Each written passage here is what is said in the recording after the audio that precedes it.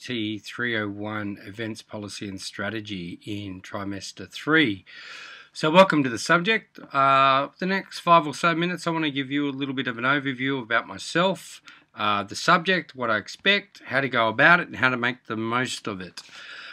So let's start with myself. I've been in about the events industry for the last 20 years or so. Most recently I've been appointed as the Senior Manager for Major Projects and Strategy for the ACT and federal governments in Australia. So in that role, writing an event strategy, which is quite appropriate for this subject, and also developing some policy around the procurement of major events.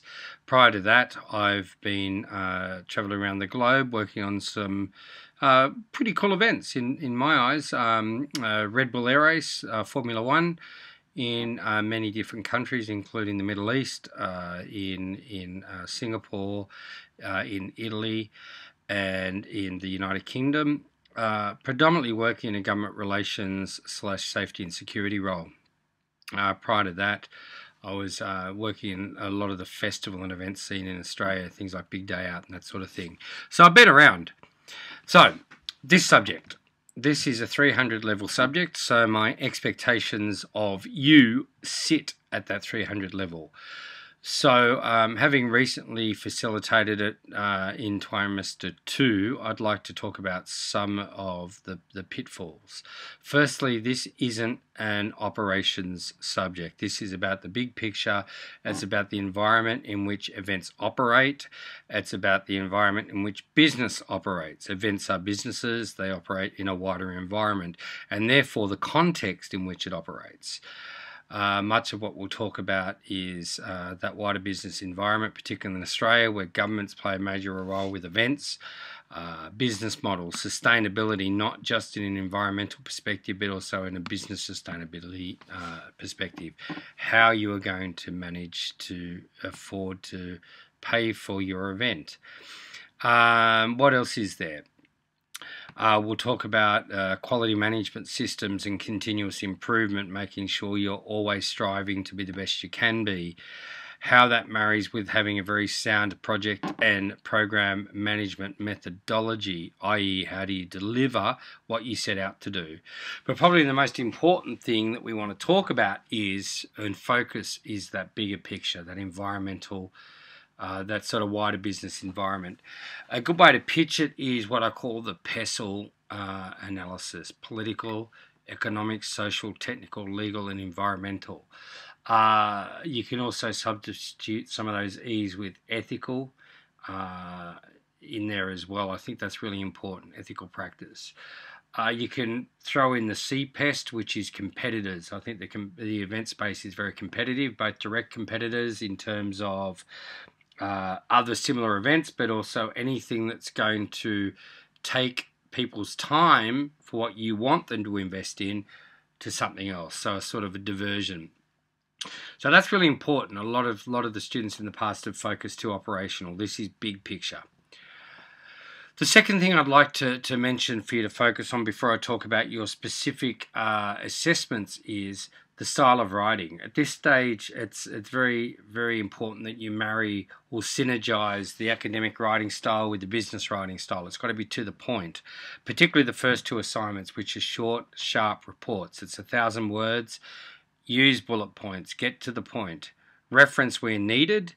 Particularly if it's not your idea, if you're taking it from somewhere else, or if you're using some bit of reading that you've stumbled on to support your argument. Reference, otherwise to the point. Use headings, use bullet points, direct, very positive and active language. Think about the reader. It's really, really important, and you'll find as you go along in your event life, you spend a lot of time writing. So developing that skill is really important. The final assignment is a longer report. It's a strategic plan, and with that strategic plan, you'll find I put a template up which you can use, or you may choose not to. It's up to you. So the first assessment is a case study where you look at challenges. It's simply there to go, okay, here's an event environment. What are some of the challenges that they're going to face? political, environmental, social challenges, technology. It could be the challenges that the event faces in terms of its wider marketplace. Here's the challenge, here are the issues, and here are the strategies or the things that you would implement in order to address it. Make it easy to navigate. It's like a well put together website. Bang, bang, bang. Use tables. Use short form writing. The second assessment is we look at human resource and leadership challenges. The human resource challenges and leadership can be seen purely from a HR perspective in terms of developing a workforce, identifying the right people to help you deliver your event, identifying the right volunteer base, how you actually brief, procure, source those volunteers, write job descriptions. But also it can be seen as leadership in terms of the event being a leader itself, in terms of a leader in its genre, a leader in its field, in terms of its competitors, and a groundbreaking type event. So it's a double-edged sword, and we'll do teleconferences to drill down these events, these assignments, in detail. The third assessment is you choose a location, you choose an organisation, you go, okay, we're going to deliver an event or an event program in this location. How are we going to go about doing it?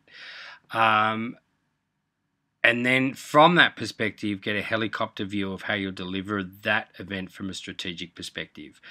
You're going to bring in a lot of your information from marketing subjects you've done, business subjects, as well as your event management subjects to deliver that. But I will actually drill that down in more detail later on in the teleconference that I hold. So my expectations. I do hold teleconferences throughout the trimester. I do encourage you to participate. I will put notes up from the teleconferences, but only send those to people who actually, if you can't be there, apologise before the teleconference. It's really important that you engage with me. You can't develop the competence that you need to develop in this subject on your own. You need to really engage with your fellow students. You need to engage with myself and get a dialogue going. So use the discussion forum for that. You'll find that the first 6 weeks or so I seed with questions, but after that I expect you to pick it up and ask questions back of me. It's not just about what I feed you, it's about what you inquire from me in your learning experience with this module. So by all means, I understand with people's time zones, work-life balance, they can't always make the teleconferences. I generally give you two options, one at 7:30, one at about 8:15 to choose, but you need to at least say, hey man, I can't be at that, so I send my apologies. And for those people, I will send a short form note. But those who don't show the courtesy, I won't do it. So in terms of the discussion board, I encourage you to engage with that. Post notes, post questions of your colleagues, post questions of me, and I will respond. Generally, I respond definitely within 24 hours. Quite often you'll find it's instantaneous. But please acknowledge that I do have a full-time job. I've got my own business and I do get very busy, and at times I will be a little bit slower in responding. If it's urgent, send me a personal email or a personal message. I will get them. Finally, with assessments, I will give audio feedback. I won't give written comments, and I encourage you to engage me further if you need to seek further discussion.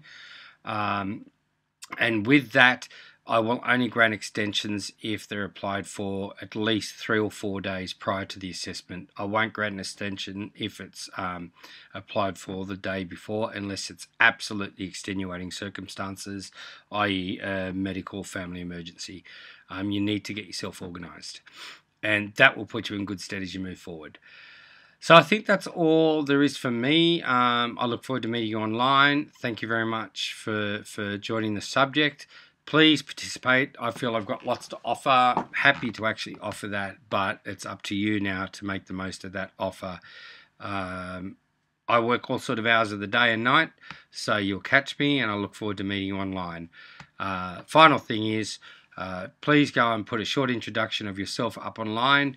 I look forward to reading that, and yeah, I'll see you guys soon. Thanks.